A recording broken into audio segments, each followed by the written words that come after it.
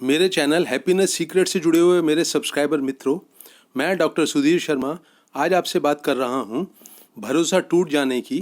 किसी अपने के ऊपर से, किसी क्लोज इंसान के ऊपर से आपका भरोसा डगमगा जाने की। जो इंसान आपके भरोसा तोड़ने का कारण बना है वो स्वभाव से चालाक नहीं है, वो स्वभाव से धोखेबाज नहीं है, फिर भी उसका कोई एक्शन, कोई कर्म ऐसा हुआ कि आपका भरोसा उसके ऊपर से उठ गया। स्थिति कुछ इस तरह से बनती है कि दूसरा आदमी जो आपके क्लोज है वो नहीं मानता कि उसने आपका भरोसा तोड़ा है, लेकिन भरोसा टूटने की जो पीड़ा है वो तो आप उसमें से तो आप गुजर ही रहे हैं। तो इसलिए ऐसे इंसान के साथ आगे आपका रिश्ता कैसा हो, आप क्या करें अपनी पीड़ा से उबरने के लिए, कुछ इन्हीं महत्वपूर्ण मुद्दों पर हम इस वीडियो में चर्चा करेंगे। तो हमेशा की तरह वीडियो के आरंभ में कुछ छोटी छोटी घटनाएं जिसमें भरोसा टूटने की बात विभिन्न दृष्टिकोण से सामने आएगी, लेकिन जिसने भरोसा तोड़ा है उसकी बिल्कुल साफ कोई गलती, कोई सोची समझी साजिश के तहत उसने धोखा दिया है, ऐसा कुछ नज़र नहीं आएगा। तो आइए दृष्टि डालते हैं कुछ घटनाओं पर। तो पहली घटना एक नवविवाहित जोड़े की। पत्नी ने अपने पति से वायदा लिया था कि वो अपनी पुरानी प्रेमिका, जिसके के साथ उसका प्रेम प्रसंग करीब 4-5 साल चला था, उससे अब शादी के बाद कभी नहीं मिलेगा। शादी का 1 साल बीतने से पहले ही पत्नी के कानों में एक खबर पहुंची कि उसके पति को अपनी पुरानी प्रेमिका के साथ टैक्सी में जाते हुए किसी ने देखा है। ये सुनकर वो बहुत ज़्यादा दुखी हुई, बहुत गुस्से से उसने पति से एक्सप्लेनेशन मांगा। तो पति ने कहा कि उसकी पुरानी प्रेमिका का फ़ोन आया था कि उसके पिताजी को हार्ट अटैक हुआ है और कुछ मदद की ज़रूरत है उनको अस्पताल ले जाने के लिए, दिखाने के लिए। तो वो अपने आप को पुरानी प्रेमिका से मिलने से रोक नहीं पाया क्योंकि इमरजेंसी की घटना थी। पत्नी ने जवाब में यही प्रतिक्रिया दर्शाई कि आपको उससे मिलने जाने से पहले मुझे फ़ोन पर सूचित करना चाहिए था, मेरी इजाज़त ना भी लेते लेकिन मुझे बताते तो ज़रूर। इस बात से पत्नी का जो भरोसा है अपने पति के कैरेक्टर को लेकर डगमगा गया। पति का एक्सप्लेनेशन सही था लेकिन पत्नी का भरोसा तो डगमगा गया।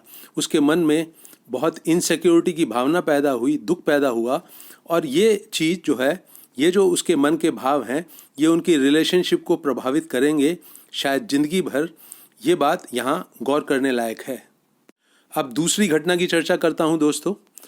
2 दोस्तों ने साथ साथ एक अपना नया बिजनेस शुरू किया। एक के पास लगाने के लिए बहुत पैसा था, दूसरे के पास तकनीकी जानकारी थी, अनुभव था। दोनों ने 1 साल बीतते बीतते काम की जड़ें कुछ मजबूत कर ली थी। फिर अचानक जिसके पास टेक्निकल जानकारी थी उस दोस्त ने अपना ये प्लान अपने उस मित्र को बताया जिसने पैसा लगाया था कि वो अच्छी नौकरी मिल जाने के कारण विदेश जा रहा है। ये बात जो है दूसरे दोस्त को बहुत ज़्यादा असुरक्षित कर गई क्योंकि उसने बहुत पैसा लगा रखा था बिजनेस में, और जिसके भरोसे उसने पैसा लगाया था वो दोस्त उसका साथ छोड़कर जा रहा था। विदेश जाने की इच्छा रखने वाले दोस्त ने अपने इस मित्र को बहुत समझाया कि ज़िंदगी में आगे तरक्की करने का जो रास्ता खुला है, ये जो बहुत अच्छी नौकरी बहुत मुश्किल से उसके हाथ आई है, वो उसको बिल्कुल नहीं छोड़ना चाहता है, और माफ़ी भी मांगी। लेकिन दोस्त का भरोसा जो है वो फिर वापस नहीं लौटा, और इन दोनों के बीच जो रिश्ता है वो हमेशा के लिए उसमें एक गहरी दरार पड़ गई और वो अच्छे दोस्त नहीं रहे। पैसा लगाने वाले दोस्त को वक्त के साथ साथ नया तकनीकी सलाहकार मिल गया। वो समझदार इंसान था, उसने बिज़नेस को फिर सही राह पर लौटा लिया, बिज़नेस में तरक्की भी हुई। लेकिन इन दोनों दोस्तों के बीच जो भरोसा टूटा था वो फिर कभी वापस नहीं लौटा। इस दोस्त को जिसने पैसा लगाया था, इसे एक तो दोस्त के खो जाने का दुख था, दूसरा दोस्त के निर्णय से भी ये बहुत ज़्यादा नाखुश रहा, और दोनों की दोस्ती में जो दरार आई वो ज़िंदगी भर कायम रही। तीसरी घटना उन माता पिता की है जिनके इकलौते बेटे ने शादी होने के बाद अपनी ससुराल में उठना बैठना, अपनी ससुराल वालों से घुलना मिलना बहुत ज़्यादा कर दिया। उसकी ससुराल में उसकी आव भगत बहुत होती थी। वहाँ पर जो उसके साले सालियाँ और सलज वगैरह थे उनके साथ उसकी बहुत अच्छी पटती थी। तो ये इस बात में कोई हैरानी नहीं होनी चाहिए कि वो वहाँ ज़्यादा समय देने लगा। इससे उसकी पत्नी भी खुश रहती थी। वो कोई गलत काम नहीं कर रहा था, वो अपने माता पिता की देखभाल में कोई कमी नहीं कर रहा था, लेकिन उसका ये जो बदला हुआ व्यवहार है, ये जो बदला हुआ रूप है, ये माता पिता को बिल्कुल हजम नहीं हो रहा था। वो जब भी मौका मिलता उसे ताना देते कि हमने तुझे इतने लाड़ प्यार से बड़ा किया और तू अब ससुराल वालों का हो गया है। इस नौजवान के माता पिता अपने हर रिश्तेदार से, हर मिलने वाले से ये शिकायत करते कि हमारे बेटे ने हमारा भरोसा तोड़ा कि वो हमारी बहुत अच्छी देखभाल करेगा। और ये बात जब भी बेटे के कान में पहुंचती तो उसको बहुत पीड़ा होती, बहुत ज़्यादा गुस्सा भी आता, लेकिन वो कुछ भी नहीं कर सकता था। तो दोस्तों, गलती किसी की नहीं है, किसी ने जानबूझकर किसी को धोखा नहीं दिया है। फिर भी एक पार्टी ये कहती है कि दूसरी पार्टी ने उसका भरोसा तोड़ा है। ये बात सरकार पर भी लागू होती है, समाज पर भी लागू होती है, सहयोगियों पर लागू होती है, परिवार के सदस्यों पर लागू होती है, रिश्तेदारों पर लागू होती है, पड़ोसियों पर लागू होती है। वीडियो में आगे हम चर्चा उस इंसान को ध्यान में रखकर करेंगे जिसका भरोसा टूटा है, जो शिकायत कर रहा है कि उसका भरोसा टूटा है, जो भरोसा टूटने की पीड़ा से गुजर रहा है। उसका भविष्य में दूसरे आदमी से, जो उसका अपना है, क्या रिश्ता हो, वो अपनी पीड़ा से उबरने के लिए क्या करे। आइए मैं अपनी समझ इन मुद्दों पर आपके साथ साझा करता हूँ। भरोसा टूटने की शिकायत करने वाले इंसान के लिए जीवन को लेकर, रिश्तों को लेकर कुछ महत्वपूर्ण बातें समझना बहुत ज़रूरी है दोस्तों। आमतौर पर हम सब लोग अपनी भावी खुशियों के लिए, मन की सुख शांति के लिए, सुरक्षा की भावना के लिए अपनों के ऊपर, जो हमारे करीबी हैं, उनके ऊपर निर्भर हो जाते हैं। तो एक इंसान की दूसरे इंसान पर, जो करीबी है, जितनी ज़्यादा निर्भरता होगी अपनी खुशियों के लिए, मन की सुख शांति के लिए, वो अगर दूसरा आदमी अपने एक्शन में कुछ ऊंच नीच कर देगा तो उतनी ही ज़्यादा गहरी चोट इनके दिल को लगती है और उतनी ही ज़्यादा पीड़ा भरोसा टूटने के नाम पर इस इंसान को होगी। तो जब किसी करीबी के किसी एक्शन से, किसी कर्म से अगर आपके मन में ये शिकायत पैदा हो रही है कि उसके एक्शन से आपका भरोसा टूटा है, तो आपके मन में जो पीड़ा पैदा हो रही है, जो असुरक्षा की भावना पैदा हो रही है, जो सुख शांति नष्ट हो रही है, उसको फिर से सही राह पर लाना, उससे बहुत जल्दी छुटकारा पाना, इसकी जिम्मेवारी सिर्फ और सिर्फ आपकी है, दूसरे आदमी की नहीं। तो इस तरह की जिम्मेवारी का एहसास कि अपने बलबूते पर, खुद पर निर्भर रहकर हम अपनी खुशियाँ सुनिश्चित करेंगे, मन की सुख शांति कायम रखेंगे, ये बात उस दोस्त को समझनी चाहिए जिसने पैसा लगाया था बिजनेस में, उन माता पिता को समझनी चाहिए जिनका इकलौता बेटा और बहू बेटे की ससुराल में ज़्यादा खुश रहते हैं, ज़्यादा समय देते हैं, उस नवविवाहिता पत्नी को समझनी चाहिए जो अपने पति के एक्सप्लेनेशन के बावजूद अपने मन में असुरक्षित है, एक पीड़ा के दौर से गुजर रही है। तो दोस्तों, जीवन जीने की सही कला तो हम सबको आनी ही चाहिए। हम दूसरे पर कैसे निर्भर रह सकते हैं अपनी खुशियों के लिए, मन की सुख शांति के लिए, अपने भावी सुरक्षा के एहसास के लिए। और हमारा जीवन क्या है जिसकी सही समझ हम में से हर एक इंसान को होनी चाहिए। हमारा जीवन है रिश्तों का जोड़, वो रिश्ते जो हम जीवन के विभिन्न क्षेत्रों में बनाते हैं। दूसरी महत्वपूर्ण बात ध्यान में रखने वाली ये है कि ज़िंदगी में हम सभी को समय समय पर महत्वपूर्ण सबक सीखने को मिलते हैं। ये सबक हमको जीवन को सही ढंग से देखने की मैच्योरिटी देते हैं, नज़रिया देते हैं। और जीवन से मिलने वाला एक महत्वपूर्ण सबक यह है दोस्तों कि जीवन में हार और जीत दोनों हैं, अच्छा और बुरा समय दोनों हैं। जीवन में कभी कोई आपका करीबी आपसे नासमझी भरा गलत व्यवहार करेगा, कभी बहुत समझदारी भरा अच्छा व्यवहार करेगा। तो हम सबकी ज़िंदगी में जो आज चल रहा है वो कल बदल सकता है। अगर ये बात हमारी समझ में आ जाती है तो फिर हमें अपनी खुशियाँ, अपने मन की सुख शांति के लिए किसी दूसरे के एक पर्टिकुलर तरीके के व्यवहार पर, उसके कुछ पर्टिकुलर तरीके के एक्शंस पर क्यों निर्भर रहना है।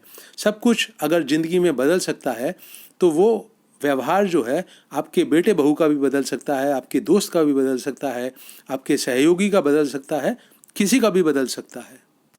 तो दोस्तों, कोई भी इंसान जो इस तरह की समझदारी से अपना जीवन जी रहा है और अपनी खुशियों के लिए खुद को जिम्मेवार मानता है, तो जब भी वो अपने जीवन में किसी अपने करीबी के व्यवहार में, उसके नज़रिए में कोई ऐसा बदलाव देखता है जो उसको ना खुशी देता है, जो मन में असुरक्षा की भावना पैदा करता है, तो उसे इस सबक को फ़ौरन याद करना चाहिए कि ज़िंदगी दोनों है।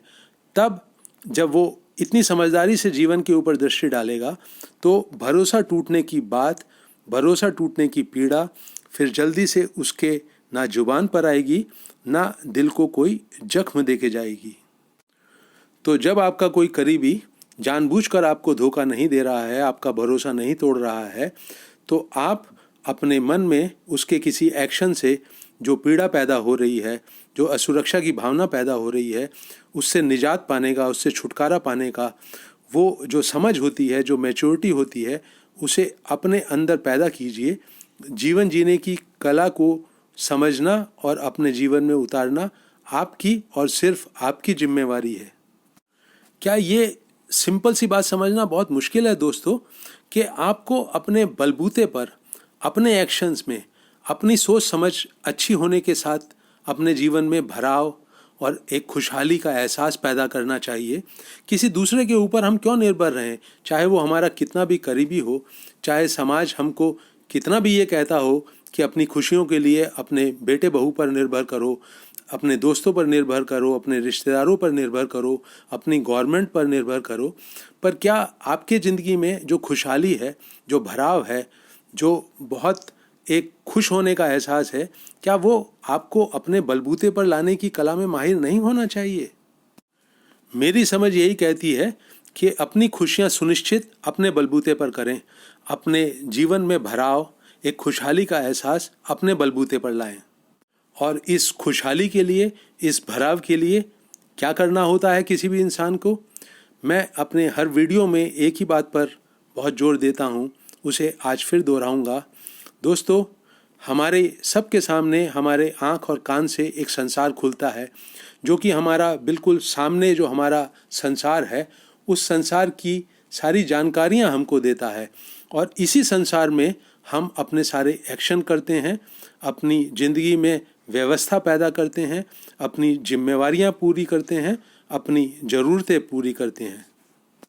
तो हमारी कहानी के पैसा लगाने वाले दोस्त को अपने जीवन में भराव लाने के लिए अपनी ज़िंदगी पर ध्यान देना चाहिए। दोस्त को ब्लेम करने से अब कोई फ़ायदा नहीं कि उसने भरोसा तोड़ा। अपने आप को दुखी रखना बिल्कुल भी समझदारी का काम नहीं होता। जीवन ने अगर उसको दोस्त का विदेश जाना दिखा दिया है तो उसे उसके साथ समझौता करना पड़ेगा और समझदारी से आगे बढ़ना पड़ेगा। यही बात उस नवविवाहिता पत्नी के ऊपर लागू होती है। उसके पति ने जो एक्सप्लेनेशन दिया और वो उसको बिना बताए जो अपनी पुरानी प्रेमिका के साथ पिता की देखभाल करने के लिए चला गया, उसको उसका एक्सप्लेनेशन स्वीकार करना चाहिए। ज़िंदगी में आगे बढ़ने के लिए उसे फिर से पूरी सजगता के साथ, पूरी अटेंशन के साथ, पूरी अवेयरनेस के साथ अपने पति के साथ उसका जो रिश्ता है वो और ज़्यादा प्रेमपूर्ण बनाना चाहिए। उसी में उसकी खुशी है, उसी में उसकी सुरक्षा है, उसी में उसके मन की सुख शांति है। उस इकलौते बेटे के माता पिता को भी इसी तरह की समझदारी दिखानी चाहिए। उनका बेटा बहू अगर बेटे की ससुराल में जाकर बहुत खुश रहते हैं तो इससे उनको दिक्कत नहीं माननी चाहिए। उन्हें अपने व्यवहार में कड़वाहट लाने की बजाय और ज़्यादा अपने व्यवहार को अच्छा बनाना चाहिए, जिससे कि बेटे बहू का इनके साथ गुजरने वाला समय भी बहुत अच्छा गुजरे। इसी में उनकी समझदारी है, इसी में उनकी खुशियाँ हैं, इसी में उनकी मन की सुख शांति है। तो अभी और यहीं आँख कान से खुलने वाले संसार में आप अपने जीवन में भराव पैदा करें, अपने जीवन की खुशहाली सुनिश्चित करें, अपने मन की सुख शांति सुनिश्चित करें। यही तरीका है दोस्तों जीवन जीने का, और इसी के ऊपर मैं अपने हर वीडियो में बहुत जोर देता हूँ। तो भरोसा टूटने का रोना रोना बंद करके आप जो जीवन का प्रवाह है उसमें सजगता से बहें, अपने बलबूते पर अपनी खुशियाँ सुनिश्चित करें। इसी संदेश के साथ मैं अपना ये वीडियो ख़त्म कर रहा हूँ। आपके कमेंट्स का मुझे इंतज़ार रहता है, मैं उनका जवाब ज़रूर दूंगा। अगर आपने मेरे YouTube चैनल हैप्पीनेस सीक्रेट को अभी तक सब्सक्राइब नहीं करा है तो खुद भी करें और अपने करीबी लोगों से भी कराएं। इस वीडियो को अंत तक देखने के लिए आपका बहुत बहुत धन्यवाद।